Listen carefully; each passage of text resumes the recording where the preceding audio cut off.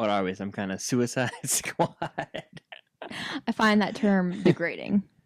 Oh man, that movie sucks. But the new one's good. You know they say that in the new one? What are we? Some kind of suicide? Oh, This is the famous Suicide Squad. And he goes, "We find that term degrading, sir." Yes. I couldn't tell if that's like a jab at the old movie or not. I think honestly, it probably is, because that movie's a piece of garbage. We are an unusual couple, you know. I have no fucking clue how to start these ever. Do you? No, not one tiny bit. Welcome back to another episode of The Unusual Couple. Yeah. What is this, episode 8? Wow, we're one episode away from being as many episodes as the longest running Marvel show. We officially have more episodes than Loki and Falcon Winter Soldier. True. And WandaVision should have been maybe 6 or 5. So yeah, it pretty much could have been was shortened down. with the amount of substance in each episode. So we are officially, I'm calling it the longest running Marvel show. I had this realization last week. We, as a couple, really just don't like WandaVision, and I think that's so funny considering the fact that the intro music, the intro music to our podcast is Bewitched, actually. So, but it does have Wanda in it. I find it comical as well, but it works. Yeah. It works. It's unusual, dare I say. Damn unusual. So a little bit fitting there. But as far as the world of Marvel, DC life goes, a lot of cool things happen this week, and a lot of cool things are coming up this upcoming week. What's coming up? What if? Oh. I knew that. Are you excited? Be honest. And then we'll get into everything we're going to get I'm getting 40s Bucky. Of course I'm excited. I am not happy with the first episode being Captain Carter-centric. Carter. Which I know they revealed. I think that's the first episode. The second is more... Captain Carter. Didn't they say the second's going to be like T'Challa? It's T'Challa, Star-Lord. He has like 4 episodes though. Oh, okay. That's he cool. voiced a lot, which, first of all, I actually have a hot take, which is funny because this episode is actually literally all about hot takes. We're literally going to talk about like 10 plus Marvel hot takes. Way more than 10. 15, I'd say there's damn near 20. We got a whole notepad. We really do. Of things written down. But my hot take is that, like, I know people are busy. I know people have busy lives as actors. Oh, okay. But it just says a lot to me personally that Chadwick was able to voice like 4 episodes for T'Challa, but some actors wouldn't come back for like 1 episode. I'm looking at Scarlett Johansson, I'm looking at Chris Evans, I'm looking at RDJ. Like, regardless of who it is, like, I'm looking, if you didn't come back for your character to voice, but Chadwick was able to do so many episodes when he was really, really sick. Yeah, it's... Like, yes, your life is busy, but also I think you have a week to voice a character. It doesn't take long. It really doesn't take long at all. For them, it might be about getting the bag, though. And that's embarrassing. Yeah. That makes them look like a bad person. You said it, not me. Like, I don't know. It shows maybe a lack of passion for the character, maybe? That too. But I mean, if you look at it like the Clone Wars animated show, now that is those are different actors. That's different. But that is a little different. That's a 7-season show. Correct. It's just like, I don't know. If Chadwick could do it, I don't see why other people couldn't. Sebastian Stan came back. Chris Hemsworth came back. Well, Sebastian Stan loves Bucky Barnes more than Marvel ever has. Yeah. He cares about... Sebastian Stan gives us about just as much or maybe more Bucky content than Marvel does. Fair. At least before the show, I would say. I'm excited, though. Yeah, Chris Hemsworth comes back because Chris Hemsworth loves the character of Thor. Yeah. I'm pretty sure he said one time, like, I'll play Thor forever. For as long as they'll let me. Thor made him who he is. Yes. So, yeah, I can't blame him. But What If drops... This comes out on a Monday, so 2 days. This comes out on a Monday, this podcast we're filming. I was like, what the fuck? What If drops on Wednesday. Since when? Yeah. What If drops on Wednesday. We're doing a watch party. True. I'm at least doing a watch party. I don't know if she's on board with it. I can't tell. I'll do it. I will be doing a watch party for sure on my channel, Film Stock, starting at 2:30 a.m. Eastern, early Wednesday morning. That'll be 11:30 a.m. Tuesday for Pacific time.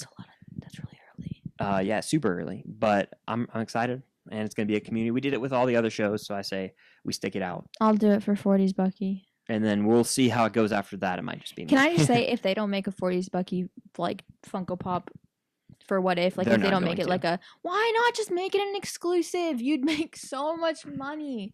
Everybody and their mother that is a Bucky fan wants a 40s Bucky Pop, and you didn't do it for the movie. You only made one Funko Pop for the movie. Actually, they didn't even make a Peggy Funko Pop for the first Avenger. Yeah, she doesn't need one. I mean, she was a character though. Well, back then Funko was a lot smaller. You have to understand. Their pop designs were garbage too. I get that. So make up for it now and make a 40s Bucky Funko Pop. World may never know. They have an individual Funko Pop for the Hydra Stomper. They have one with Peggy on its back, and they have one without Peggy on its back. But they're not going to make a 40s Bucky. They may. Time will tell. They won't. Because Marvel doesn't appreciate the character of Bucky Barnes, and they never will. Anyways, moving on. Do you want to talk about Marvel hot takes or the other things first? I say we get right to the hot takes. Oh, you want to get into the hot takes first? And then we end it with a little bit of the other stuff, because that's like, people care more about the Marvel hot takes. But we can do it however you want. If it was a live stream, we could ask the chat, but it isn't a live stream. Oh, so true. You just want to get into the hot takes because we're already kind of on Marvel right now? Yes. Let's not tease them any longer. All right. So I asked on my Instagram story for you guys to give us some hot takes.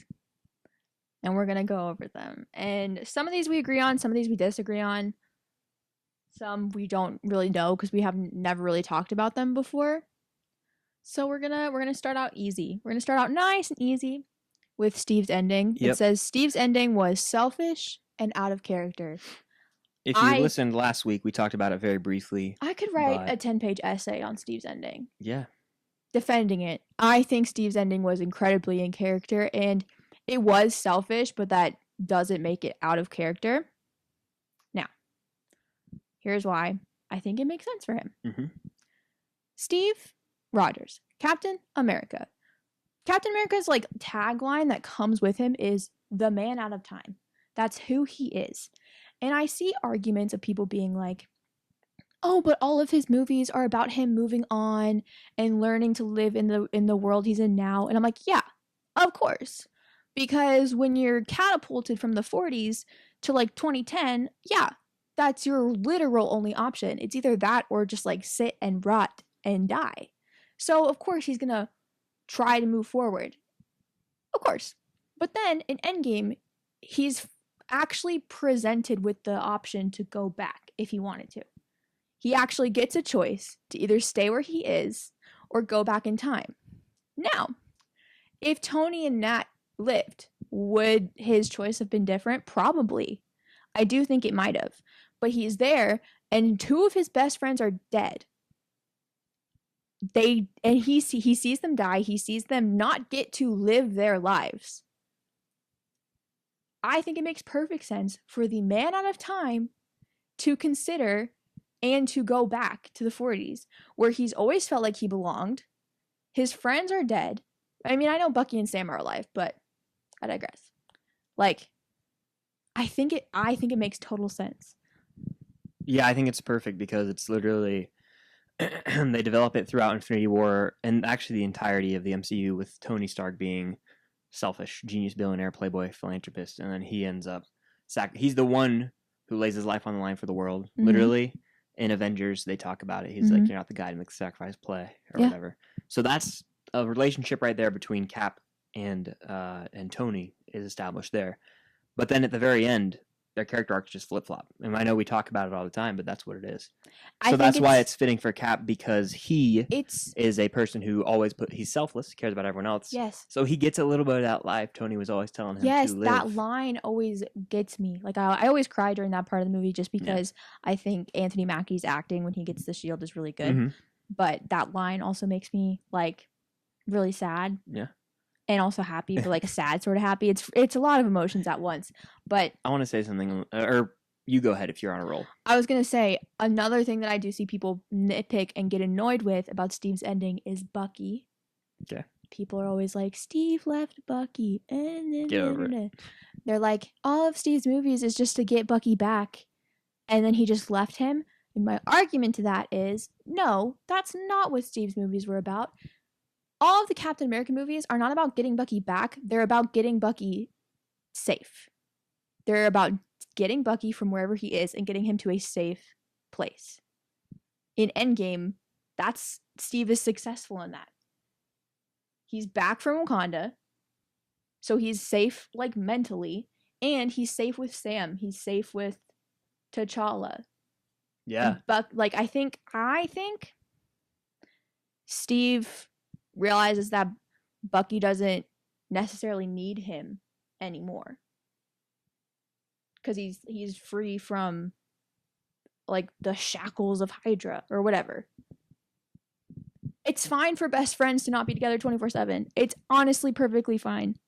Yeah, their relationship wasn't going to be there forever. And I've said this before, I think that Steve had attachment issues to Bucky. I think we have that as a hot take we can get into in a second. Yeah, but when it comes to Steve's ending overall, I think the main thing that people argue about is it ruins Peggy's character. It's not about Peggy Carter. It's not about some character we've seen in one movie called Captain America: The First Avenger, and we don't see her again until Avengers. Excuse me. She's there as an old lady. Is that Winter Soldier or is that Civil War? Civil War. Okay. That's when she dies. Okay, then it's in Civil War, and I'm supposed to care. We didn't see her life play out. I don't watch Agent Carter. Most people don't. And if people did, it would have been more acknowledged by the MCU as canon, but they're so ashamed of the ABC shows that they hide them away. Are they even on Disney Plus? I don't think they are. I don't think they are, no. Yeah, they're not proud of them because they're not good. So they're hidden away. No one actually cares about Peggy. And we're going to get into that in a second. Even that, I don't even think it does ruin her development in Agent Carter, because I haven't watched it, but I've read a lot about it, so I know the gist of what happens in the show. There's like a whole scene where she takes the last of Steve's blood and dumps it out into the water so no one else can get the serum, and that's like symbolizing her letting Steve go, blah, blah, blah, blah. But here's the thing. If she let Steve go, would she still have a picture of him in her office in the 70s that we see in Endgame? No. Does anyone really even count this as canon? I don't, and I don't care if it's official canon or not. I know a lot of people do. Ask most people who go to the MCU movies. They don't care about some show on network television. I know. A lot of people do, so I wanted to. Well, that's cool, and I don't. So people can have different opinions. Fair. And I want to say one more thing. If it was such a big deal about her moving on from Steve in the show, you think Kevin Feige and the creative team behind the entire MCU would have said, you know what? Let's not give Captain America his ending, because in this network TV show called Agent Carter, a lot of fans really cared that she moved on, and everyone watched that show. It obviously had so many seasons and it's still going today, so it's so successful, and it's honestly it's more important than Avengers Endgame and his ending. No. Anyway, dang. I'm not holding back. I'm sorry. Oh, wow. I like this. I like this. I watched the first episode of Agents of S.H.I.E.L.D. and swore off the show when it came out. I was 13, or it was like right around Iron Man 3. They were trying to tie it in with the Extremis. I said, this is ass, as a 13 to 14-year-old boy. Wow. I didn't even review things at the time. I was like, this sucks, and I don't care about it. And I never went back to it. And I have not watched this one. I don't care if this one gets me heat. I plan to watch it. Haven't seen Daredevil, Punisher, any of those. I'm going to try and watch Daredevil because it's like, oh, it's going to be canon now. How is something that was not canon when it came out, how is that going to be part of it now? Like, how is... I think it's never been denied as canon. That's so annoying, though. And you know what? We're going to get back on track here in a second. If the multiverse pulls something where, like, Venom and all these other things are then canon, it's like, what is the MCU? If you want to rank the MCU movies, is Venom 1 not MCU, but the Venom 3 is? It's like... Yeah, it's going to get confusing. Anyway. All right, moving on to the next hot take. Do you want to just go to this one? Yes. Because it coincides with what we're just talking about? Yes. Okay. So the next hot take we have is that Sam is a better friend to Bucky than Steve. Yeah. Do you want to go first, or do you want me to touch on this first? I'm kind of on a roll right now. Go for it. Sam's by far a better friend than Steve, because Sam gives him tough love in episode 5 of Falcon and Winter Soldier. He's like, basically is what it is. It's a slap in the face to the entirety of Steve's friendships, because he's just babying him the whole time, and he's like, oh, it's going to be okay, trying to basically get him back in this mindset that he's in the 1940s or whatever, when in reality, this guy has been through mental hell, Bucky Barnes, and what does Sam say to him? He says, you're going to have to go through hell, or you're going to have to fight to get out of the hell you're in. Yeah. It's not going to be easy. He was like, you want to... make a difference, go out and actually do something about it. He's like, you want to actually like make amends and fix things, then do it. Do something. But I have a lot of personal opinions on the relationship between Steve and Bucky just in general. And those opinions are that around like in Winter Soldier and in Civil War and so on and so forth. I don't think Steve and Bucky are as good of friends as they're necessarily made out to be. And here's why I think that. I think that Steve is trying to he's trying to get, like, obviously, like, get Bucky to safety and stuff and make sure Bucky's safe. But I think at the same time he's doing that because he thinks that he's going to get back his good old pal Bucky from the 40s. Yeah. I don't think, and it's definitely not shown really either. I don't think Steve has ever tried to understand what Bucky went through over those 80 years that he was in ice. I know that they have this whole conversation in Civil War where he's like, Buck, those things you did, like, they weren't you. And then Bucky's like, yeah, I know, but I still did it. And that's, like, the extent of when they've ever talked about, like, what Bucky's been through with Steve. I don't think I'm not saying that Steve didn't care. I'm just saying that, like, Steve had a lot on his plate during Winter Soldier and Civil War, and I just don't think he was there for Bucky in the way that a friend should be for somebody who went through what Bucky went through. And I just don't think, I think Steve had a different idea of Bucky in his head than the Bucky that was right in front of him. And he was just constantly trying to project that onto Bucky. And that's just not going to work because that's not who Bucky is anymore. Versus, what? I think Steve's just very naive and ignorant about the entire situation. And like you were saying, he wants, like, to return back to the state of almost innocence where they had just, like, a friendship in the 40s before shit went down. And that's kind of like what you're saying. It's like he never tried to even learn about, like, what even happened to Bucky. Yeah, it's almost like, oh, the Winter Soldier stuff, so much baggage. Yes. Mr. Struggle. Versus, and because he never tries to learn about, like, what Bucky went through, he instead just babies Bucky. Yep. He just, like, treats him like this fragile thing that's gonna break at any moment at any time, which for me, the way I see it is that that's not how Bucky is at all. For somebody like Bucky Barnes who has been through what he's been through, he can take a stern talking to. You don't need to talk to him like he's 4. Yeah. He's not like, your hands are freezing. so sorry. You don't need to, like, coddle him and stuff. Versus Sam, who knows that. I feel like Sam, especially through the couples therapy, like, Sam has a much better understanding of what Bucky's gone through and what he still goes through during the time of the Falcon Winter Soldier. And he doesn't just spoon feed and baby Bucky. He gives him tough love. And this is off topic of Steve and Sam, but that's why I like Bucky's therapist in Falcon Winter Soldier, because I hated all the hate she got with people being like, she's a horrible therapist, because first of all, therapy doesn't work the same for everybody. If her method wouldn't have worked for you, then she wouldn't do that to you as your therapist. I think Bucky is somebody who needs tough love. He needs somebody that's going to give him back the exact same energy that he projects. And the energy that he projects is sarcastic. I have walls up. Like, I hate everything. And somebody needs to give that energy back at him to break down those walls. And that's what Sam does. Steve never did that. Fair. Anyways, that's my... Yeah, I have nothing else to say except Sam is better, and he's also the better Captain America, but I've said that so many times. This is true. Okay, moving on from just... I know everyone's sick of me talking about Bucky. This is a very good generic one. Probably maybe the last generic one we have for a while. Who is the best Spider-Man? Okay. One thing I want to say before we get into this, I hate when people are like, oh, I think so-and-so is the best Peter Parker, but so-and-so is the best Spider-Man. Like, they're two different people. No. I disagree with you there. I know you do, but Spider-Man and Peter Parker are the same person. The characteristics that Spider-Man has already exist within Peter Parker. No, I disagree. Yeah. Because he's completely different under the mask because he has more confidence. I know. Confidence doesn't give you new characteristics. I think it does. It enhances the characteristics that you already have inside of you. But, like, if you're a sarcastic person, but you're scared to show that to people, when you put the mask on, then your sarcasticness is free to come out. Yeah, and that's why they're two different things. Because in the movies, when you see Peter, he's not like this snarky guy in the suit. He's completely different. He's more carefree and he's more willing to say, like, these quippy one-liners that he wouldn't have the confidence to say Flash. Whatever. Who do you think is the best Spider-Man? Spider-Man? I really like I don't know why. Like, I've always enjoyed all three my whole life. Oh, and, like, totally fair. I think they're all great. And, like, I've never, until recently, like, in 2019, people would start to be like, oh, who's the best? Like, when Far From Home came out is when it really came up. Yeah. Like, right when Civil War came out, I was like, Tom Holland's the best. Easily. Because he's the most, he feels the most, like, relatable to my age. I was in high school when the movie came out. He felt like an actual high schooler. I just really liked him in Civil War. I liked him a lot in Homecoming. At that point, I'd still say Tom Holland. I really would.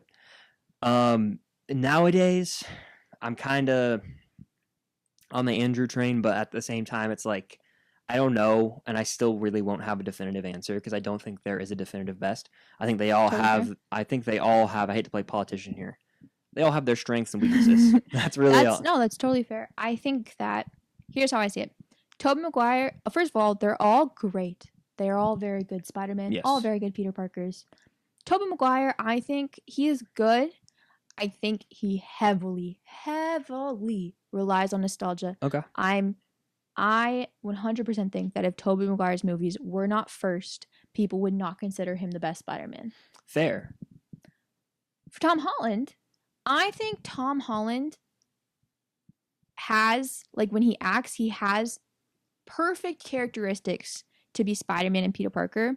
He's just not written like Spider-Man. He's not written like Peter Parker. That's the anti-Tom argument that a lot of people have that actually I'll defend Tom. Really? Yeah, because people are always like, they start critiquing the movies. They start critiquing the movies when they talk about them, and I'm like, well, it is important. Yeah, but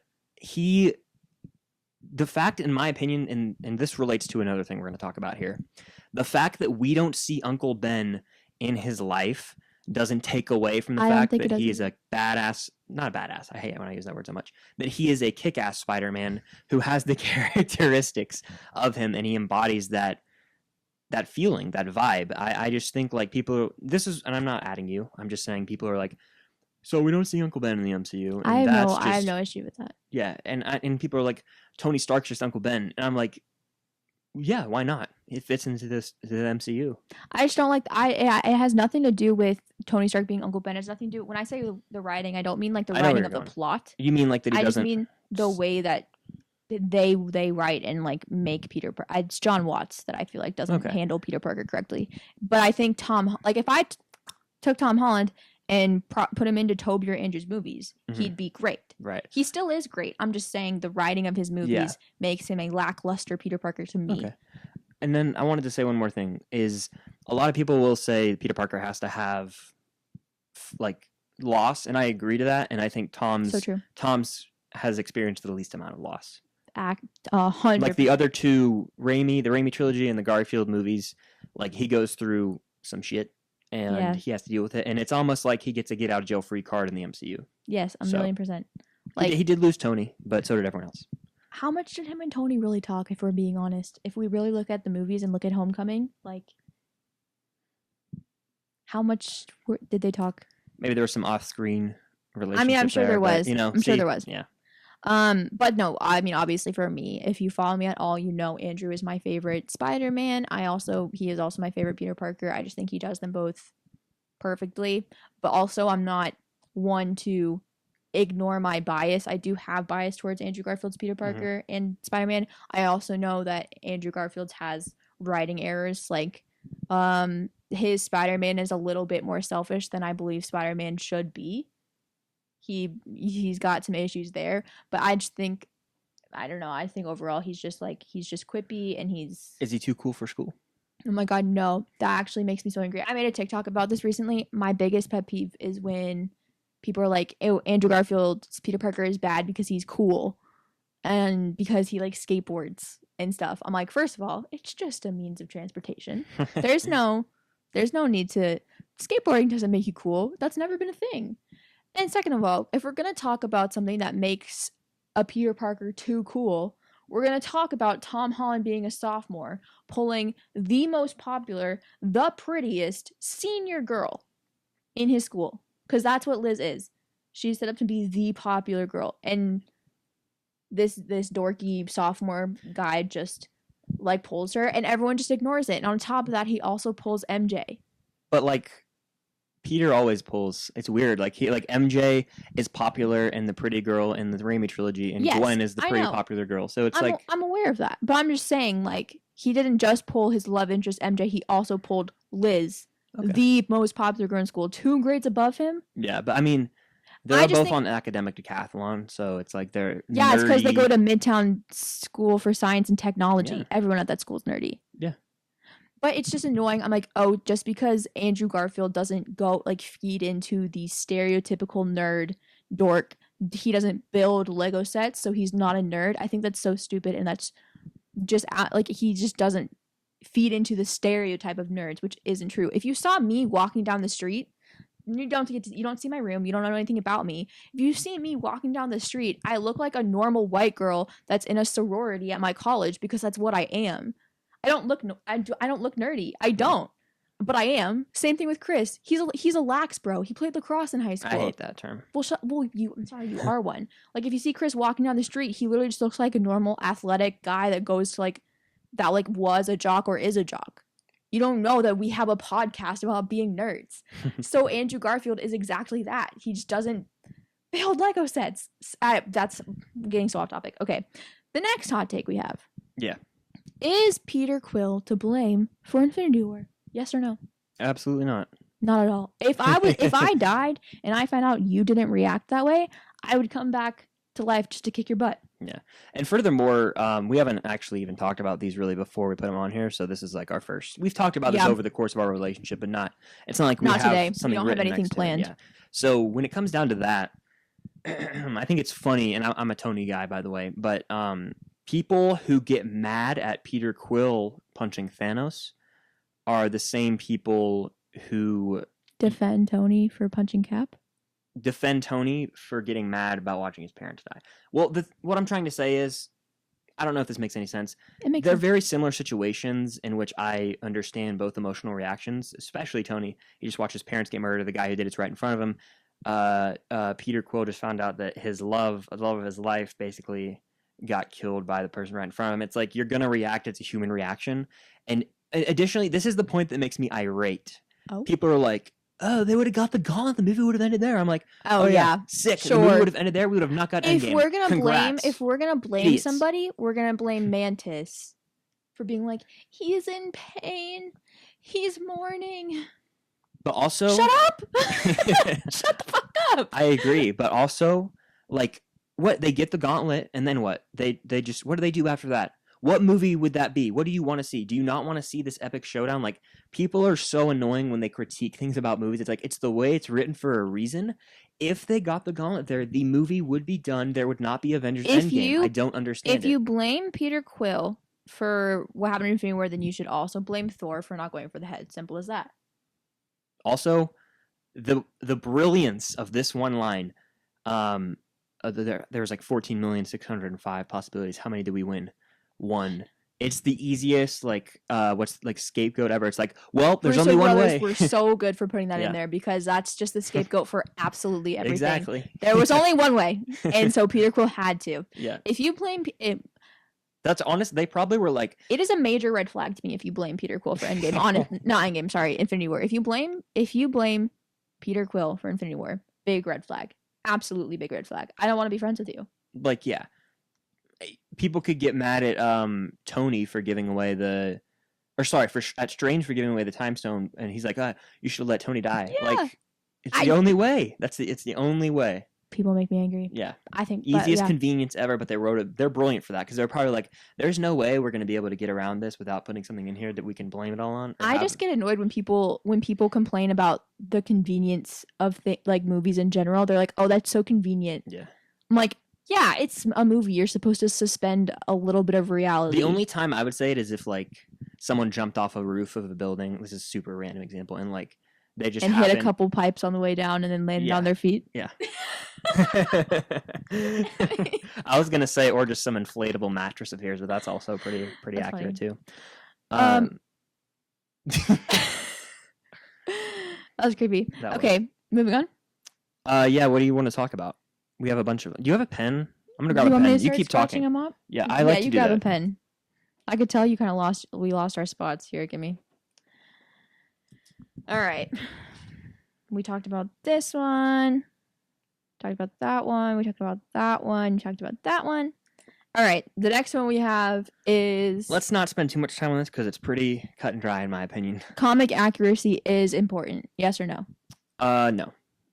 I think yes to a certain extent. No, actually, I take that back. To varying degrees it is, but like... It's cool to have it. I'm chill with things not being exactly as they are in the comics. I think the movies are meant to be inspired by the comics. Yeah. But if the movies change something, then that's fine, because I think it'd be so stupid and pointless to just take exactly what's on paper and put that exactly into the movie. Like, we already have it on paper. Yeah, and here's another Give me thing. something new. Give me something a little bit different. Avengers Endgame, I think, grossed $2.78 billion worldwide. Of those dollars, how many of those people spent their life and time reading a book instead of just watching a movie that's an adaptation very loosely? Because if you look at the MCU, like, they don't really follow the comics that much, to be honest. No, they really take don't. Ideas and character traits. But like it's not important. And honestly, if you're getting in an argument with someone and they're like, well, if you would have read the comics, it's like, I'm glad you're a fan of that, but like, I don't care. And it's like, I don't read the Harry Potter books and I don't care. You have. It's not like, oh, I'm not a real Harry Potter fan. It's like, it's also like, they're completely different things. They're completely different mediums of entertainment. There's a book and there's a movie, and some things don't actually translate from page to screen. Yeah. And creative choices are made. The movies are great for what they are. If they were different, like whatever. Would you have liked it more if it was more based on a book? Like, when it comes to comic accuracy, I like things like Sam's cap suit. Yes. Stuff like that. I love how that's comic accurate. Stuff like that's cool. That's dope. But like, I don't need every single bit and piece to be... If everything was comic accurate, characters would never die. I'm pretty sure Captain America dies in like literally every Captain America comic, and then he comes back to life. Yeah. Well, then maybe Loki and Vision, their stories have been adapted from the comics. Then. Shut up.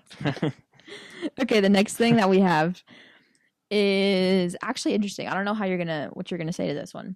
Marvel isn't bad. Oh wait, I messed up. Marvel, yeah. Captain Marvel isn't bad. It was just released at the wrong time. No. Disagree. Captain Marvel is not bad. It's just released at the wrong time. I think it was released at a fine time. It came out in March. March is like the new age of like it's like the precursor to the summer blockbuster. We always get a few big movies in March. I think they mean within the Marvel timeline, not within like the year. Oh, okay. I misinterpreted that then. It came out on like a nice sunny March Thursday 8th, afternoon. Actually, I think. No, they mean like within the timeline of like releasing Marvel movies. Okay, I'll say this then. The movie's still bad. It came out. It does feel like a Phase 1 movie, but that's not really excusable. Like by in 2019, the quality of the movie should be better than a Phase 1 movie. Even if it came out in Phase 1, it would still feel lackluster. What do you mean by quality of the movie? Like, okay, here's what I mean. It follows the formula of like a Thor. It's pretty much Thor if you want to break it down. Okay. It's a fish out of water story. Captain Marvel Thor starts out in Asgard and then he goes. I know. It's the template of Thor, which has a very just lackluster villains. Jan Rog is the villain, terrible villain in Captain Marvel. There's like some reveal midway through, like it's just not. It doesn't have these epic stakes. The final sequence action battle. Do you even remember it? I do. It's on a ship and it plays like I do. I'm just a girl or whatever. Stuff like that. I liked it.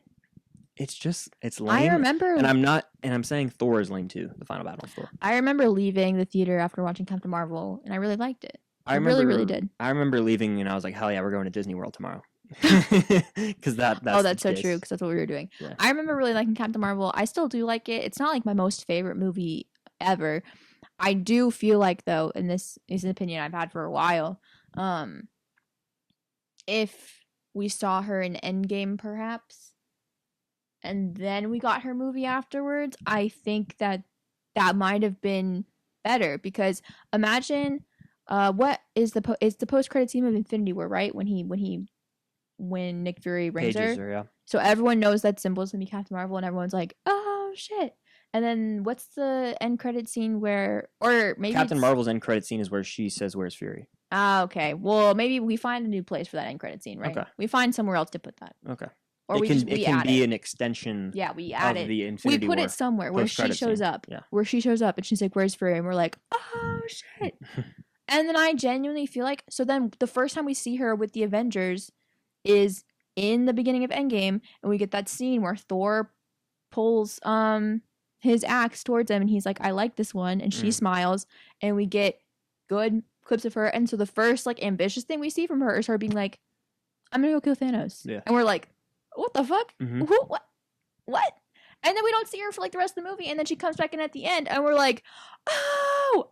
I think people would love her 10 times more if we saw her in Endgame first, because I think people had this prejudice, I guess is the word I'm looking for, against her when we saw Endgame, because people didn't like her movie, and so people think she's annoying when she's like, "I'm gonna go kill Thanos," or when she's like, "Because you guys didn't have me." People see that as annoying when it's not. It's a fact. Like, they didn't. First of all, just had this realization: the people that get mad at Captain Marvel for being like, "Oh, it's because you didn't have me when you fought Thanos the first time," are the exact same people, and when I say people, I mean normally fanboys. They're the exact same people that are like, "Oh, well, they lost in Infinity War because Hawkeye wasn't there." What's the difference? What's the difference? There is no difference. You're using the exact same thing for just a different character. But anyways, back to my main point. Like, if people didn't have that prejudice against her, I think they would think that that line is badass. I really genuinely do. We'll never know. We'll never know. Because right after that line, she compliments, like, people think that that's her being, like, rude and arrogant. She literally says, "Because you guys didn't have me," and then War Machine's like, "The fuck?" And then she's like, there's a lot of different planets that didn't have you guys, unfortunately. She compliments the Avengers, and then Steve agrees with her. I digress. I genuinely do think people would like her more if we saw her in Endgame first. Approval of Thor, interacting with the Avengers. We would see her be so confident before we even know what her powers are. And so people would be like, "Why is she so confident? Why does she think she can just go kill Thanos?" Yeah, I just think it would have been better. I do. I really do. And then there's also the added, everyone was mad that Black Widow didn't have the first female solo movie. And I don't think her movie was awful. I don't think it's the best. I don't think it's the worst. Mid-tier. Lower mid-tier. We've talked about it a lot if you want to check out prior episodes or my review on the Film Stock YouTube channel where me and her together and separately in a lot of different videos have talked about Black Widow. And Captain Marvel. I know, but you were talking about Black Widow being the first. Oh, I thought you were talking about Black Widow just then. Our opinions on Black Widow. Yes, that's what I said. You lost me for a second. I was so confused. I thought you were talking, because this whole conversation was about Captain Marvel. Yeah, and then you brought up Black Widow. For like a second. Whatever. Captain Marvel is in my bottom 5 there. Moving on. It's in your bottom 5? Bottom 3, actually, yeah. I don't even think that's egregious. That's like... I think it is. Okay. What's worse than it? Thor the Dark World's worse than it. Yes. Incredible Hulk's worse than it. Okay, so what's right above it? I think like maybe Iron Man 2, which I take over any day of the week. Well, that's fair actually. And I'll give it to you. I know we do have different Guardians too. It's way down there. Okay, I understand. I comprehend. This is actually a good segue because we were just talking about Captain Marvel. This is about Wanda being the most powerful Avenger. Mm-hmm. I think we can both agree that she is. That is a factual statement. Yes. Kevin Feige has said that himself. Wanda is the most powerful Avenger. Now, does being the most powerful mean that you are unstoppable? No, I do not think so. Not at all. And I've thought about this a lot lately. I've talked about it in the past on TikTok. I think I used to be like she could beat anybody, but I honestly think let's do this thing. Why not? We're already having hot takes. 1-on-1. I know people love to say solo. I think Doctor Strange takes her with ease. I think so. I agree. With ease. I believe it is also like situational. My favorite thing that Stan Lee has ever said is it's a video, and I think somebody asked him who would beat who, and his answer was like, "You want to know who would beat who? It's whoever the writer wants to beat." Yeah. He was like when it comes to characters, it does not matter. It's whoever the writer wants to win, and they can make them win. It's all very situational. I think if Wanda's angry enough, she could kill or mangle or whatever Doctor Strange. Yeah. But I think if we're talking when they're both like just normal and fighting, I do think Doctor Strange has far more maturity in his magic than Wanda does. So I do think he would outsmart her and then turn win. Mm-hmm. Same thing with Captain Marvel versus Wanda. Like, You don't think Captain Marvel could just photon blast Wanda? No. Wanda wins pretty easily. I wouldn't say easily. I would say Captain Wanda Marvel. wins. Think of this: Captain Marvel and Monica versus Wanda. Captain Marvel and Monica. There's 2-on-1. Do you think Monica would beat Wanda? No. I used to. Okay. Right now, I mean, I'm far removed from WandaVision. It's been months. I still have to acknowledge that Wanda was like legitimately about to crush Thanos, and why couldn't she do that to Captain Marvel? She could, and that's what I'm saying. Yeah. When Wanda's angry enough. But here's the thing. Yeah. That's why I'm very excited for Doctor Strange, because I'm pretty sure she's going to be barely the going to be villain. in the movie, in my opinion. Really? Yeah. I used to think like she's going to be a massive role. I don't think she's going to be in it much anymore. I hope she's the villain, because I think Wanda is a perfect villain character. Yeah. You're going to get heat for saying that. I do. I think everything that's happened to her in her life. Yeah. And then now learning about her powers and like what she is, the Scarlet Witch, I think she would be a great villain. Villain doesn't necessarily mean villain like Thanos. She could be a villain like Loki, an anti-hero, if you will. Her scariest moments when she goes full Karen. No, yeah, when Wanda's she's pointing. I forget what she says, but she's like, that's Vision. No. Wanda does it, and Agatha's holding her back. Again, I think it might be Monica or someone in the yard. They're in the front yard, and she's like going off. About like my family or some shit. Like it's like, don't talk to me about that. I don't want to hear about it. I don't know what she says because the show's forgettable, but it's something like that. But I do think when Wanda's mad, I think she's terrible. She's scary. Yeah. In the best way possible. It actually makes me so sad thinking talking. Make that choice for me, Wanda. It makes me so sad talking about Wanda actually legit, because I used to love her so much, and the show and the fans made me like her less. Cause I don't know, I don't really like the show version of her. It's kind of annoying. I like movie version of her much more, which is why I'm excited for Doctor Strange. And the fans just really made me not want to like her. Yeah. So it makes me very sad to talk about her, because I do get kind of passionate about it. Yeah. But I hope she kind of does become a villain. I think that'll make her character much more interesting. I'm not opposed. I want her to be the villain. She started as a villain. Yeah. Her, like the twins, like they volunteered for Hydra. She is a villain. There's nothing wrong with that. Yeah. Nothing. I'm not opposed. So but most powerful doesn't mean unstoppable. Did we kind of touch on this already? I feel like we're kind of like, no, we actually didn't talk about that at all. Really, we can talk about it quickly. Okay, we can talk about it. Basically, this says Marvel needs to stop bringing back Peggy. I think this is a great thing to talk about in light of What If coming out. Yeah, Captain Carter. Captain Carter. That's fine because it's multiverse. Apparently, it's like it's not going to be. It's not something. It's animated. That's fine by me. There's rumors though of Captain Carter being live action in Doctor Strange Multiverse of Madness. I would rather die. It just goes back to the whole thing of like can we just have that porch moment in Infinity War for the MCU for certain characters where it's like, just rest, just be done. I do love Peggy. I do think she is a very badass woman, and I think she's a great role model. Yeah. I love her. No disrespect. Love her in the first Avenger. Love her so much, and I am excited for her What If episode. But I think this needs to be it.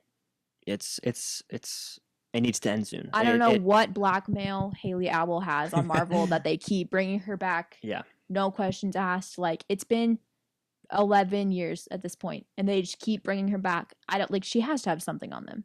She has Kevin Feige's voodoo doll in her basement. Nothing against her or the character. I think the character is very fine, and we barely see her. I'm happy that she makes Steve happy, but like, there's so many other characters, so many other ones. Yeah, you know who we need to see more of is Tell me who. Korg. Okay, interesting. Why not? This next hot Korg take needs to be Deadpool's right hand man. I saw them react to that trailer. It was funny as hell. Taika and Ryan Reynolds match made in heaven. Seeing Free Guy this week. Anyway, back to the show. This is true. This hot take is, I think, the hottest hot take I've ever heard, and there's a very simple. Our answer to this is going to be very simple. Yep. This person said Far From Home is better than Spider-Verse, and that's just simply incorrect. Wrong. It's just simply not true. It's false in every sense of the word. Yeah. There's just nothing about that statement that is correct. I'm sorry. Everyone is entitled to their own opinions, unless your opinion is wrong, and this opinion is just incorrect. That's literally all I had to say about that. Yeah, it's one of It's the stronger hot takes I've seen. Yeah. Next is a hot take that irks me to my core. It's someone saying Hawkeye is the reason that the Avengers always win. I know I talked about this very briefly. I hate when people are like, the Avengers lost in an Infinity War because Hawkeye wasn't there. Literally, what was he gonna do? Shoot Thanos with an arrow? Clint wasn't in that movie because he would have been eaten by a space dog so fast. So fast he would have been eaten. It's ridiculous. He was no help to the situation, so they didn't pay Jeremy Renner a couple $1 million to be in the movie. He was unnecessary. You know who else wasn't in that movie? Ant-Man. I think Ant-Man would have won. But they're saying like because they won an Avengers and an Age of Ultron. Oh, I know. I'm just I think Ant-Man could have helped defeat They Thanos. lost in Civil War, actually. He got put in jail last time I checked. So Fair. debunked, actually. Yeah. Debunked. Well, that They depends don't win. on what side you think of as the Avengers in that movie. No, he ended up behind bars. Yeah. Like, I hate that. I hate that so much. And it's just Hawkeye stands that say that to... It's mostly a joke, too, from what I see. I see it as a joke Damn. ever. They're always very serious about it. Interesting. It's ridiculous. I'm like, if you think that Hawkeye would have provided any value to that situation, besides maybe killing like a dozen space dogs, maybe, like, he has no...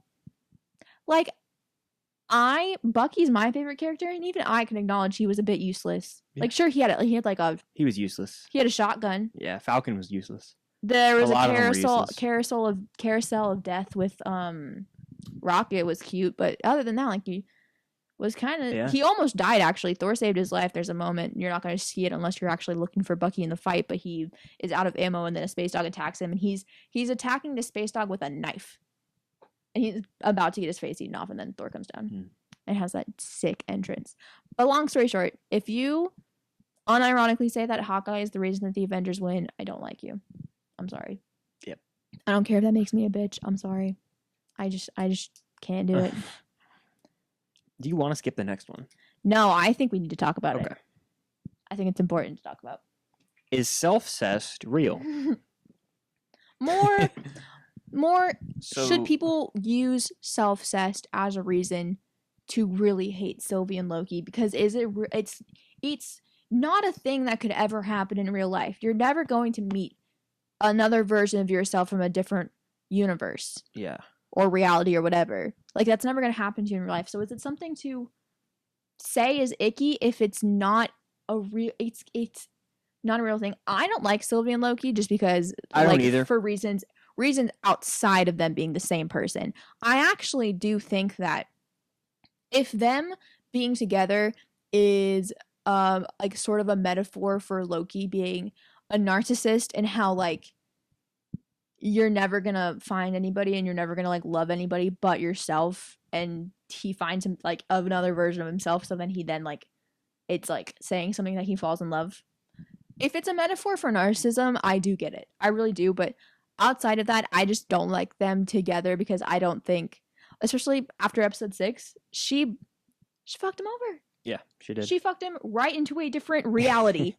She sucks. I love her though, but she sucks. I'm not a fan of her. I liked her a little bit less after the final episode of Loki, but I just don't like them together in general. Whether or not they're variants of each other or not, I wouldn't have liked them. I don't know if self-cessed is a extremely valid thing to get mad about. I get that it's weird to think about, but it's not a thing that's real. So how can I just don't... It's just an interesting thing to really get hung up on. Yeah. I think it's just... I say just say it's weird and move on. It's weird as fuck, but like, whatever. It's fiction. It's also... I don't think it's a valid We've thing. seen worse self-cessed in The Boys. I think that if somebody likes Sylvie and Loki together and you get mad at them for that because it's self-cessed, when self-cessed is not a thing that exists in the real world, that's a little bit harsh to get mad at them for that. It can be a reason, but it shouldn't be like something you die on. Like, it's not really a hill to die on, in my opinion. This next one, I have some thoughts about. I don't know if you'll have any thoughts about this one. I don't really have any. You got the floor for this one.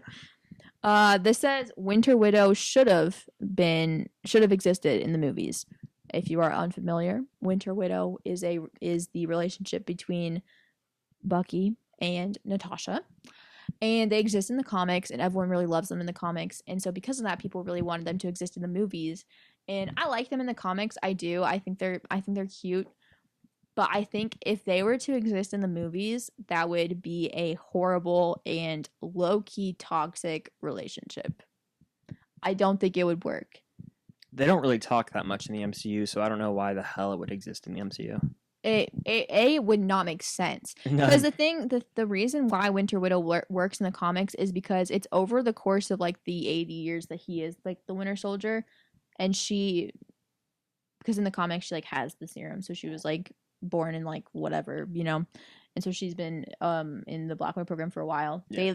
They over those like 80 years they like, keep going back to each other and like helping each other, finding each other, saving each other, all that stuff, and it's cute. In the movies, it doesn't work. It would not work. Natasha just, I mean this in the nicest way possible to Bucky, he would not be able to handle her at all. No. It just wouldn't work. I think it would be arguably toxic, and I just think it would make zero sense. I'm not a fan of Roman Rogers, but I think Roman Rogers makes a million times more sense than Winter Widow in the movies ever would. Do we ever see Bucky and Black Widow on screen together, just the two of them? Yes, there is a lovely little moment in The Winter Soldier where he tries to blow her up, and then she attacks him from the back and wraps her legs around him. Okay. Yeah, no need for that relationship. And tries to choke him. So that was a really nice moment. And then they have another moment actually in Civil War where she again wraps her legs around his head and he again chokes her and almost kills her, but then he doesn't. So it's very romantic if you ask me, not toxic at all. This next one you're going to have a lot to say about. I really am not going to have anything to say about it. Terrence Howard is a better War Machine. Fact. And I'll give you a few reasons why. First of all, he's the GOAT. He's the original. Now, does that necessarily always make something better? No. You always say nostalgia is a heavy thing for people in their past, and I totally get that. But I just think the chemistry he has between RDJ's Iron Man and himself is so much more impactful, especially in the scene where he comes in and Iron Man's on the ground because he's paralyzed by Obadiah, and he's trying to change his repulse arc reactor. I couldn't speak for a second there. You know how he has to change out the little things? Yeah. Because they burn fast or whatever. Yeah. He is going to die, but Rhodey comes in and saves him. That right there is more emotional than pretty much any Tony or Rhodey moment in the entirety of the MCU. And he has the most iconic Rhodey quote. Next time, baby, when he looks at the Iron Man suit, setting up the War Machine, and he never gets to wear it, and it saddens me. He's just funnier. I don't know. I don't like Don Cheadle, so I agree. Yeah, I like the moment where he arrives. It cuts to him like talking about a press conference about how his military accent. There's a ton of great moments, and Terrence Howard's just better. I do think he's a good wish we got actor. to see more of him. It's almost unfair now because I like him a lot. It is what it is. And while we're here, we can bounce onto a quick one real quick. I think Mark Ruffalo's better than Norton. Oh yeah. Mark Ruffalo's better because he has more movies, but also he's just a little more like nerdier, if that makes sense. Yeah. And Edward Norton is a great actor. He's a better actor, I think, in my opinion. Yes, overall. I think that's why a lot of people say he's better than Mark Ruffalo. We get a larger sample size of Ruffalo, so it's hard to compare. This is true. I think it's saying a lot that, for us at least, we believe Iron Man, the first Iron Man, is the best Iron Man movie, and it says a lot that that is the movie that Terrence Howard is in. Fair. Transitioning into a hot take that goes really well with that is, a lot of people, I believe, think Iron Man 3 is the best Iron Man movie, which we heavily don't. That's like the worst. Like I like the disrespect for the first Iron Man. It irks me. I don't understand it. It's the original movie that started the MCU, but it to this day has a top 10 MCU villain, or at least like 11. We get to see a great character arc for Tony Stark in that movie as he goes from being this playboy who's sleeping with a reporter at the beginning of the movie to understanding these weapons are actually causing a lot of damage to the world and I should probably shut down weapons production. And then he ends up being a hero at the end of the day. The movie always makes me want pizza too, a big old fat New York slice of pizza. It's got a bopping soundtrack. It's perfectly paced. I could watch it every day. It's almost perfect movie. I think Iron Man 3 is fine, but I don't think it's better than the first one. Aldrich Killian is a disgrace when it comes to being a villain with the whole extremist plotline.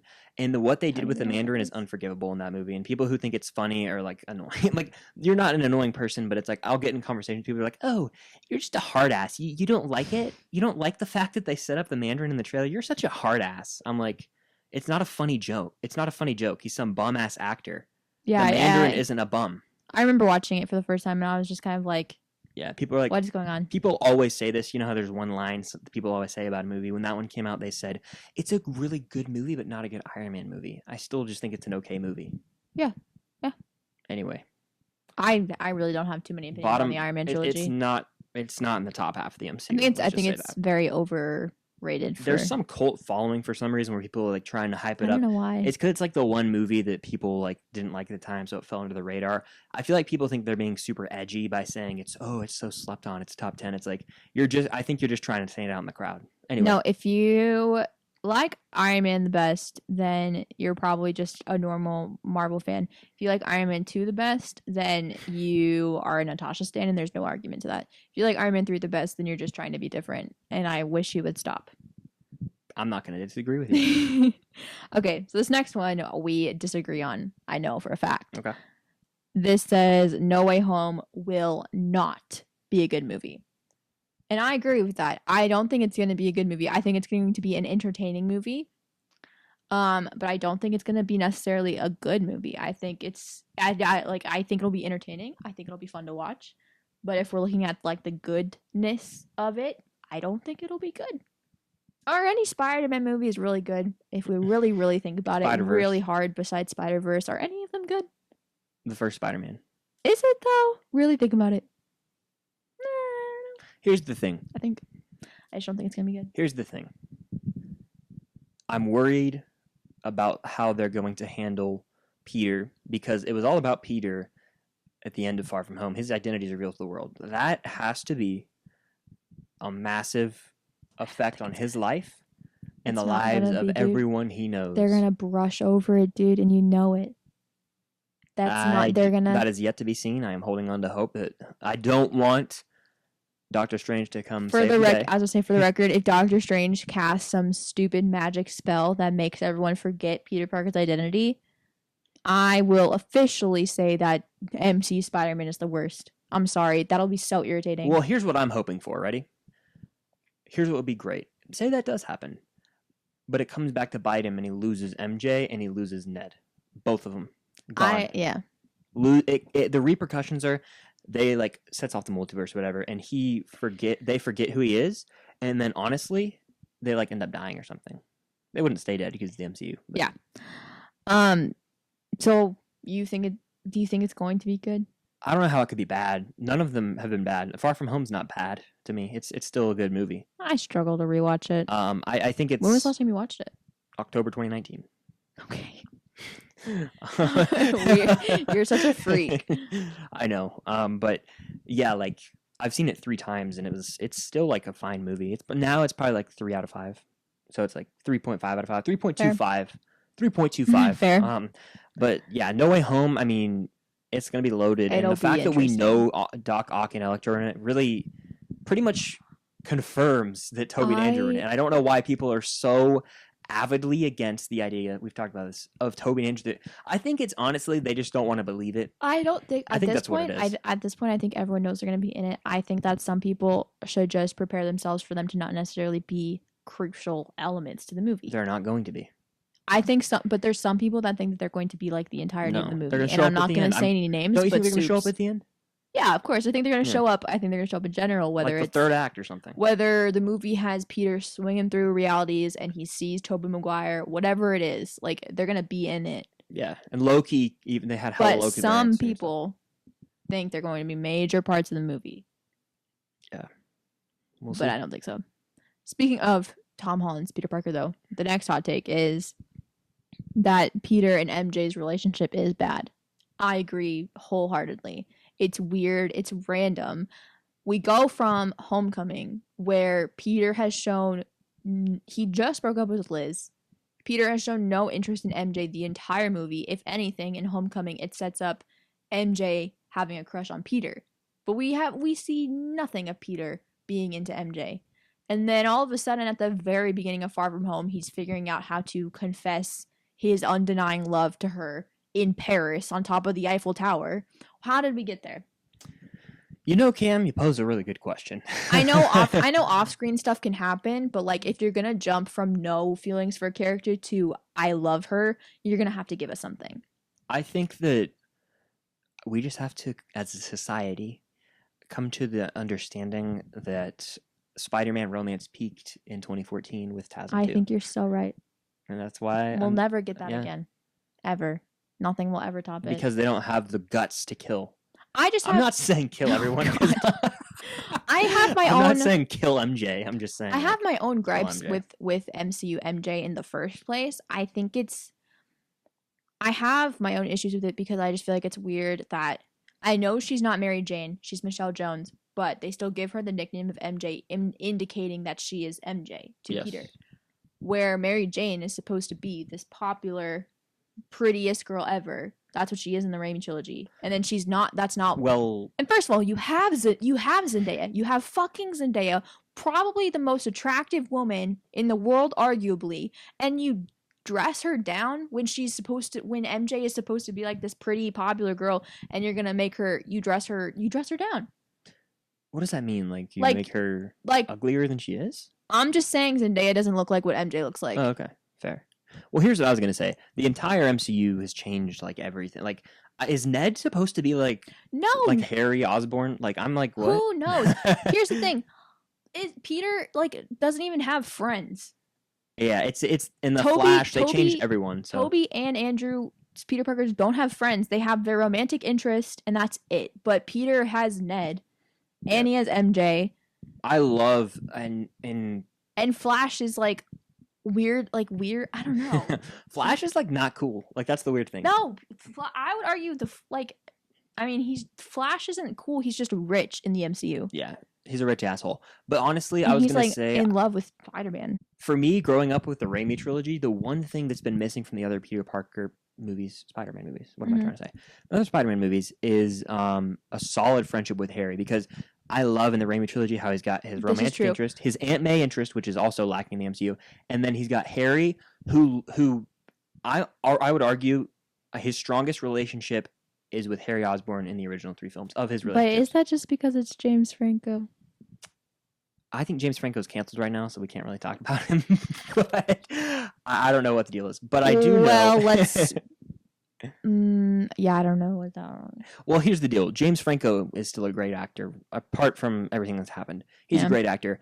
In that movie, you see the relationship with his Norman Osborn is like more proud of Peter than of Harry, and that's a resentment right there. And then when he finds out Spider-Man killed his dad, he has a good relation. Like they do Harry and Peter the best in Tobey's movies because they have Harry in all the movies. Right. The reason that Andrews didn't work very well is because they threw Harry into the second movie and tried to develop that when they could have spread it out over the 2 movies. So they didn't. So here's my pitch. Ready? Yeah. We get Multiverse of Madness. We get No Way Home. Shit goes crazy. Everything's screwed up. We get Multiverse of Madness. It continues to screw it up. We come back to a new reality in which we get a new Holland trilogy.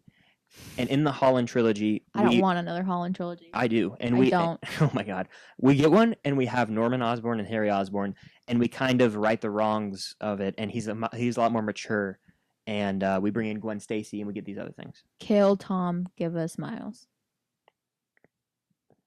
I'm serious. Kill Tom. Oh, I'm sorry, Peter Parker. I don't. That's what I meant. Kill him. Yeah, Peter B. Parker. Kill him. I'm just saying, because here's the thing. First of all, so many gripes with Tom Holland's Peter Parker.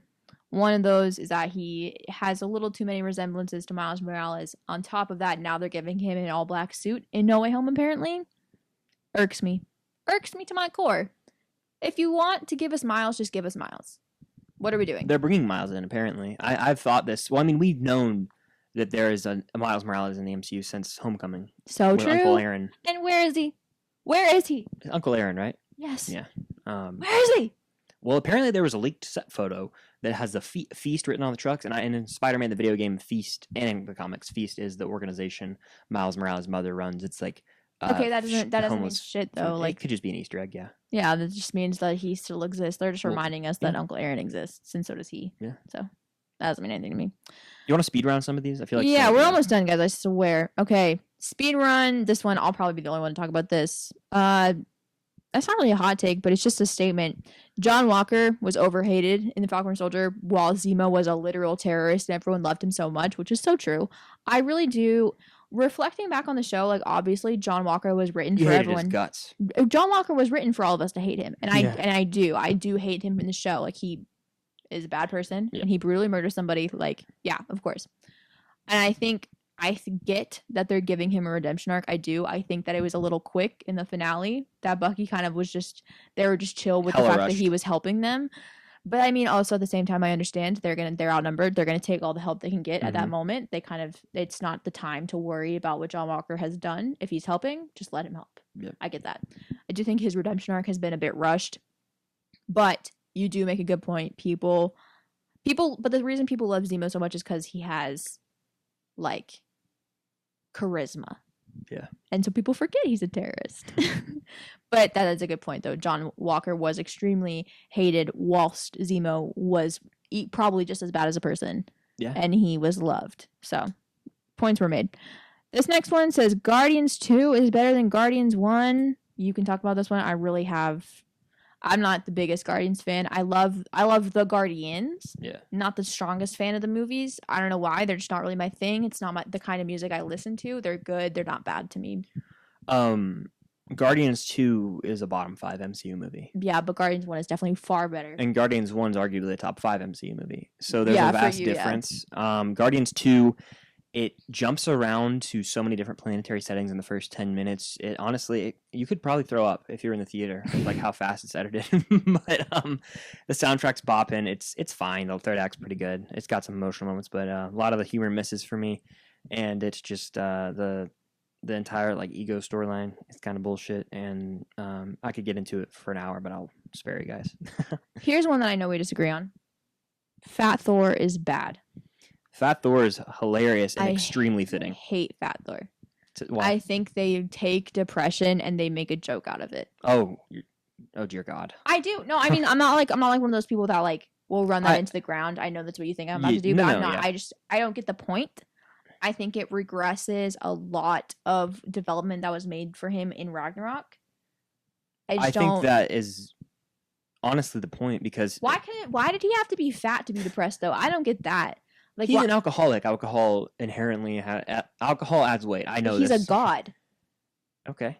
He must be drinking. You saw all those barrels of alcohol he had outside. I guess, but like. But here's the thing. He feels responsible for half of the human population dying because he didn't go for the head. I totally get that. And so he would fall into depression on top of the fact that he lost everyone. But he made a joke out of that, though. They made a joke out of it. That wasn't really seriously touched on at all. They did. There's that scene. It's like he feels it deep down inside. There's the scene where he's talking about and he starts crying up front. It's like, yeah, they played off his comedy.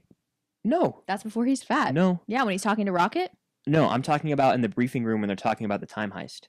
He starts talking about Jane. Oh. And then he's like, oh, and I lost her. And it's like they cut to him and he's like, they're like, cut him off. I think funny. The best. But it's not played for humor, in my opinion. It's like, yes, it's funny. It is. And it is. So actually, it is played for humor. But it's not saying like, oh, depression's funny. That's not at all what it's saying. It shows him in a dark place. It doesn't. I think Thor is an extremely inconsistent character. We've talked about this before. Yeah, obviously he is. He's different in every movie. And I don't know. Honestly, that's more exciting in my opinion. It just makes what they did with his character just makes him a joke to me, and I don't want him to be a joke. Okay. Well, I think that he's extremely serious when he needs to be. And in sorry, there's something in my eye. In Endgame, Hulk is not Hulk. Oh my God, I should have a brain spasm. Thor is one of the smartest Avengers, and that's the thing that's incredibly overlooked. He speaks tree. He's a very smart man. He's a really, really, really smart person, and that's like never touched on ever. He's played off as the dumb blonde. He is. I don't think he is. He is. He's played off as the muscles, and he's played off as the dumb blonde. In Endgame? No, just in general, like his character, Okay. like in movies. Yeah. He's pretty smart, and They don't. earlier on, yes, they definitely changed his character when Taika came in, and that's a fact. Taika came in and completely changed him. Yeah.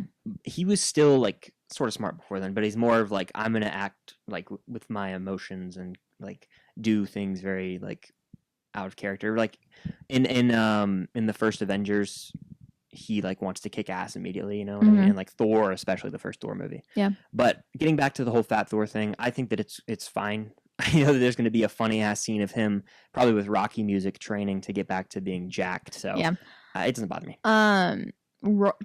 Taking this and rolling right into the next one. Professor Hulk is the worst. I think we might agree on this one. I hope we do. I hate Professor Hulk with everything inside of me. Professor Hulk basically takes any chances of us as fans seeing a rematch of Hulk and Thanos and putting it in the garbage disposal. I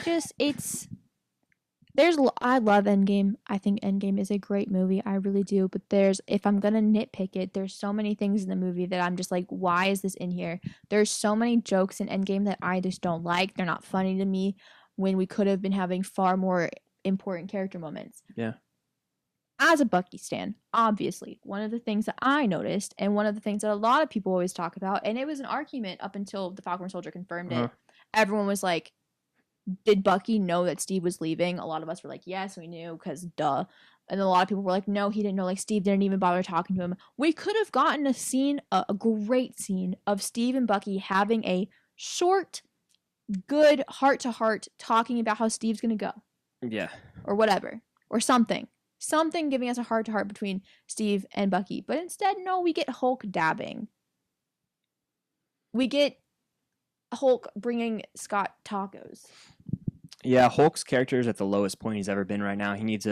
I've said this, I think, on this podcast, he needs a Thor-level rewrite. Yeah, Taika Waititi needs to come in and change him because he's pretty lame right now. 100%. I just think, I don't like Professor Hulk at all. Yeah. It defeats the purpose of Hulk, if you ask me. Correct. And we're never going to have a Hulk out moment so long as he is in control of Hulk. Like, yeah, it's pretty much like either kill him or just like send him to like an asylum. Yeah. Or something. All right, we are on our last hot take. Yeah. Our last one, which I feel like might be a good one. Is WandaVision actually bad, or did the fans just ruin it? Yeah, I think yes and no. I think that the show, for me, here's how my WandaVision experience went. After episode 6, I was done with it. And Chris knows this because I remember I was done with it and he wasn't. He was still very excited for the episodes to come out. I was holding on to a false hope. Yeah. I by the end of episode 6 is the Halloween episode, the one that was advertised the most. The way that ended enraged me, and I was just like, I'm sick of this. And then when episode 7 started out with her waking up in her bed and we didn't get to see any of the aftermath of what happened in episode 6, I was like, this is some bullshit. I'm sick of this. Yep, I hate how every week's basically a new story, and also I'm not a fan of how the first 3 episodes are summarized in the 4th, so cut the first 3 episodes or condense them into one episode, make it 6 episodes that are 40 minutes long, and the show's 10 times more effective. They really didn't need to drag it out as much as it was. They teased us falsely multiple times, each week being in a new era and having 15 minutes of horse shit, and then actual something good happens, oh my gosh, and then it ends on a cliffhanger, and you don't address it for the next episode. Nothing was addressed. It was I can appreciate and I can admire what Marvel was trying to do with the whole like decades thing, and like I really do like the aesthetic of WandaVision. I really genuinely do. Obviously, like it is a major part of our podcast. But like when it comes to wanting plot out of a show, the show didn't really give it to us. It really didn't. You could have combined a lot of the episodes, made it shorter, not dragged it out for 9 weeks. Yeah. It's the most lackluster of them all. On top of that, you have the fans that really made it really hard. Yeah, Wanda stands, right? Is that what they... Wanda stands, yeah. They're the worst. It's always the Wanda profile picture, people. Like, if I ever see somebody hating on, like, the Falcon Winter Soldier, they have a WandaVision profile picture. They're like, I couldn't get past episode 3. I'm like, okay, have you watched the first 3 episodes of your show? That's what I thought. That's fair. I don't know. It's just it's a little bit of both. I do think the fans make it worse than it actually is, I think, but I still think the show had its flaws for sure. But I think all the shows have flaws. They're all flawed. No perfect shows. Marvel is still figuring it out. No perfect shows, really not many perfect movies, but if we want to talk about a damn near perfect movie as we end the whole hot take section of this podcast, Suicide Squad came out. I'm sorry, the Suicide Squad. Yeah, I was about to walk off the set. I'm so sorry. There's a vast difference between the two. The Suicide Squad. Yeah. I loved it. You can watch our full review of it on Chris's YouTube channel, but I loved it so much. We've watched it twice since we've seen it. Mm-hmm. So we've seen it twice overall. It's my favorite movie of the year. It's so freaking original. It's a nice breath of fresh air. It paces really well. On rewatch, it went by like that, and I was was really like, fast, which was shocking. Because I thought there were some slow moments the first time I saw it, but they went by way faster on second. Yeah, great movie. Great movie. The best. If you DCU haven't watched movie. it, watch it. Yeah, I have a DCU ranking on my channel of all the 11 of those movies, and I tier ranked all the characters as well, which I appreciate the support for that video. You guys are crushing it. But yeah. If you're a Marvel fan that kind of refuses to get into DC or doesn't really ever want to, and you're listening to this, watch the Suicide Squad. Yeah. Hard R-rated movie, just to let you know. Yeah, it's a bit much. It's far different from what Marvel does. If you like Deadpool, watch it for sure.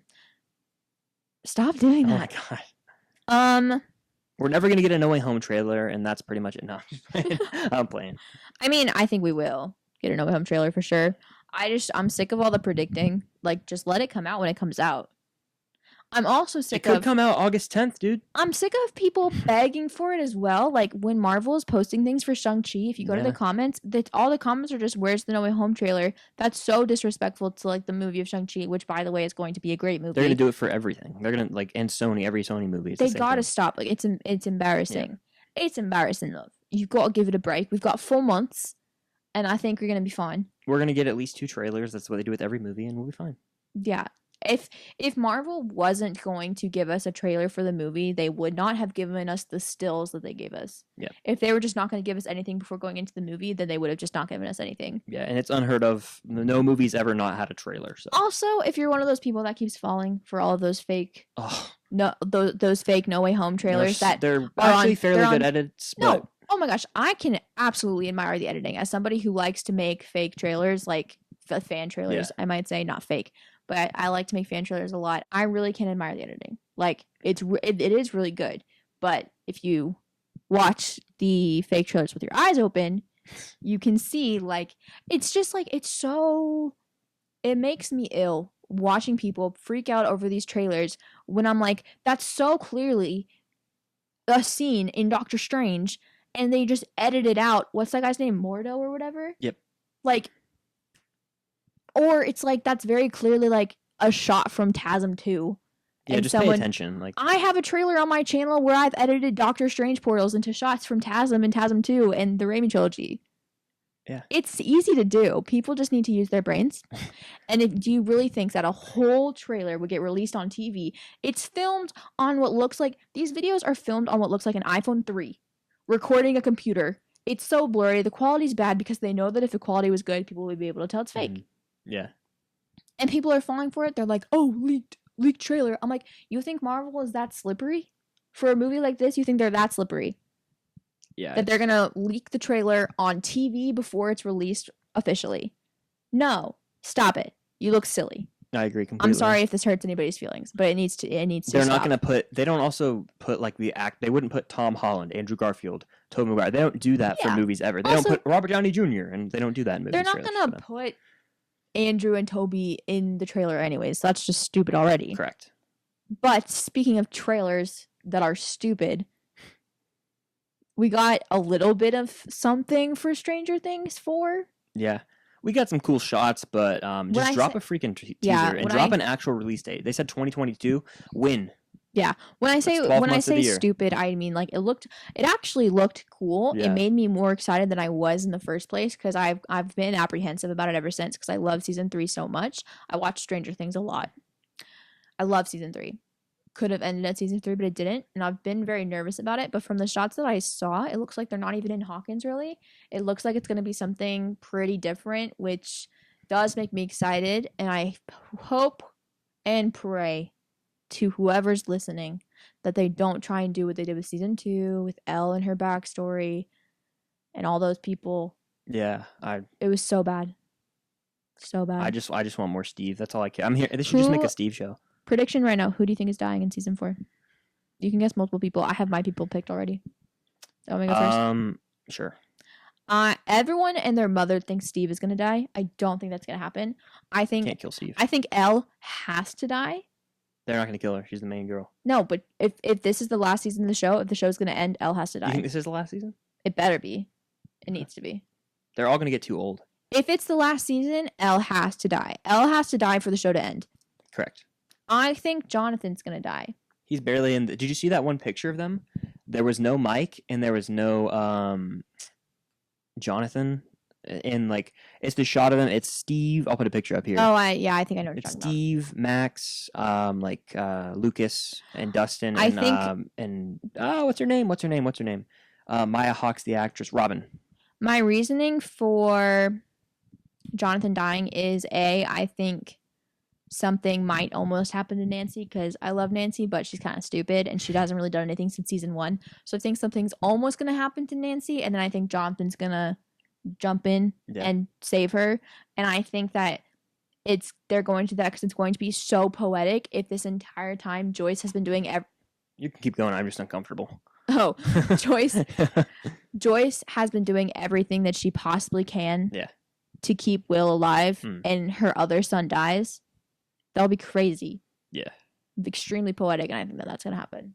Has this show really actually killed anyone besides, like they killed Hopper? I mean, but, like, did they kill that? They killed Bob, but, like, that didn't really mean anything. And then...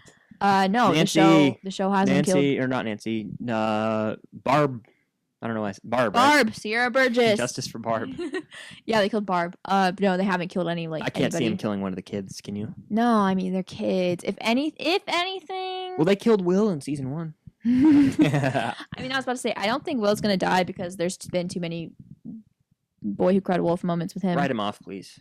That's why I think Elle's going to die. She's a kid, and she's the one that makes the most sense to die. Totally fair.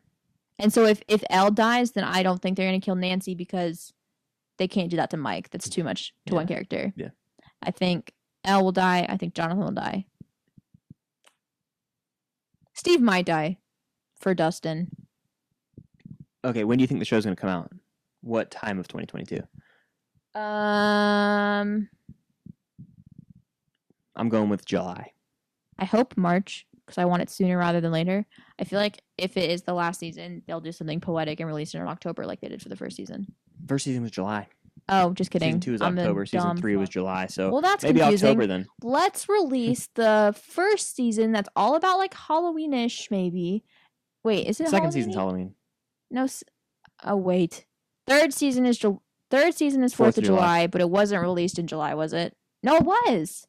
The third season was released in July. That's what I said. Second season released in October. It was Halloween. The first season didn't really have a holiday. It was July. Okay, then it's coming out in October. Yep. Yeah, but it's a pattern. Fall. We'll say fall. Fall. But yeah, that's pretty much going to do it for this episode of The Unusual Couple. I had fun talking about the hot take, honestly. I did too. So I know a lot of clips are coming to the Instagram and TikTok, so follow us there. This was definitely a long podcast, but damn near 2 hours. You guys can interact with it. Comment down, click if you agree or disagree with the hot takes. We want to hear your opinions. Yeah, on every single one of them. Comment down below. You get a cookie. So true. I'll react to your message. Yeah, and subscribe to I was about to say The Unusual Couple. We don't have a YouTube channel for that. If you post a picture of you watching, or listening to the podcast in your story, if you tag us, you can tag our accounts, tag like at The Unusual Couple Podcast. Is that what our Instagram is? I think, on Instagram and then TikTok as well. If you tag us on your Instagram stories, like if you post it, we will repost it. So that's incentive. Yeah. Yeah. Follow us both on our social medias. We have them all linked down below. I'm sure you already do. Hopefully. If Film Stocked is not Chris, it's Film Stocked. I just feel like I have to make that clear sometimes. But yeah. I think there's only one more thing to say. What would that be? Num num. Nom nom. Time to eat dinner. And Peacemaker. you do a really good King Shark impression. Thank you.